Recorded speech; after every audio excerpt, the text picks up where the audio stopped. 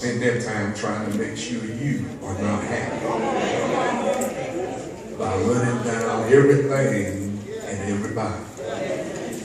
And anybody that lives and die like that, they don't know the real meaning of joy. They don't know what the choir just sang, that God is the joy and the strength of my life. Because they never come to understand that this joy that I have, you can't give it to me, and you can't take it away. And as I looked at Mother B sitting over there, and as I saw her at home, there was a look about her. I knew I lost somebody, but there was a look about her. You see, when you know the Lord, when you got the Lord on your side, as my grandmother would say, when you sure enough got the Lord on your side, there is a look about you. Don't have to say anything, don't have to speak anything, but there's just a look about it that's mighty sweet. Yeah, there's a look about you that says, I love you. I don't even know you, but I love you. It's no wonder after meeting her and seeing her persona that you wouldn't have to whoop a child after they spend some time with her.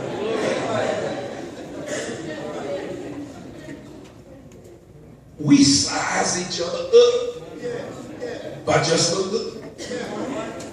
I ain't talking about that outward look where looks can be deceiving. That ain't what I'm talking about. I'm talking about a spiritual look. Mama had a spiritual look. She had a spiritual way about her. She didn't make a whole lot of noise, and she didn't necessarily do a whole lot of talking sitting over there, but she could look at you and know you didn't feel good. She could look at you and know that there was something wrong. She could look at you and know that there was something missing, that there was something in it. And if the Lord directed her, she could whisper a soft word to you privately by yourself. Yeah, when you know the Lord and you got that kind of look about you, you don't need nobody in front of you to what you do and what you say. It's between you and God and how the Lord uses you. I believe that God's got a purpose for all of our lives. Part of his purpose for her was for others of us to see that look that she had.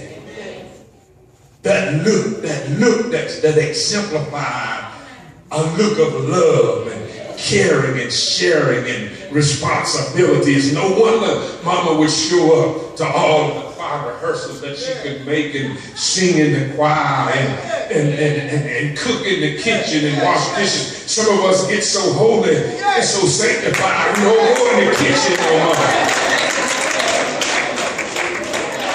Yeah, I ain't going in there no more because some of them folks ain't saved. But guess what? Some of the folks sitting out there ain't saved either. And don't look, somebody sitting beside you just might not be saved.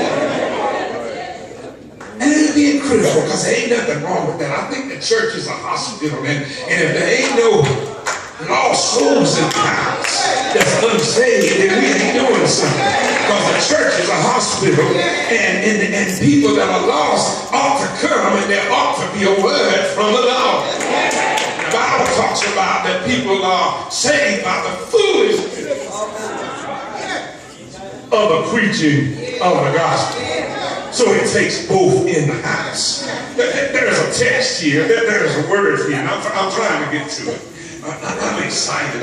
There's a word here, and it's in Timothy. It's in 2 Timothy chapter 4. And verse 6 says, "For I am now ready to be offered, and the time of my departure is at hand." In verse 7 are the 3 points that I want to talk about. I have fought a good fight. I have finished, and I have kept. Yeah, those are my 3 points. I want to talk about ready to be offered up. I believe that Mother B was ready to be offered up. And I'm not talking about May 31st. The day that the Lord calls you, if you ain't done nothing, about where you want to go and what you want to happen when this life is over, it's too late to be offering anything. The songwriter said a long time ago, it's too late to be trying to send up some timber. Well, the song sounds good to me, but I ain't too particular about that song anyway, because I believe that our timber's already been sent up. I believe that God fixed it so that our timber has already that's why the songwriter, the hymn writer says that Jesus paid it all to him. So Mama, I believe, was ready to be offered up. Look at the text.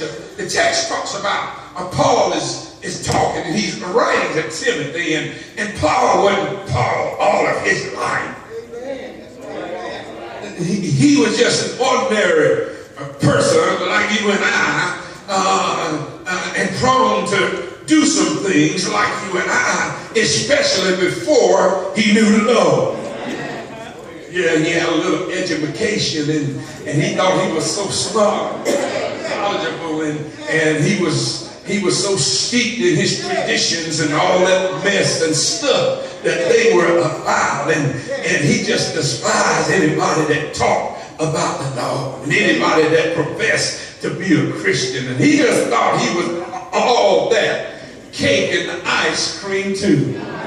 But he kept on and he kept on until he decided that he's going to really show out. And so he went to the Supreme Court and got a special permission. Yeah, that if he found anybody, he wanted a piece of paper that didn't have anybody's name on it, just professing to be a Christian. So it didn't matter how many he saw, he could put them in handcuffs and bring them back so that they could be persecuted. And he kept right on messing with the people of God.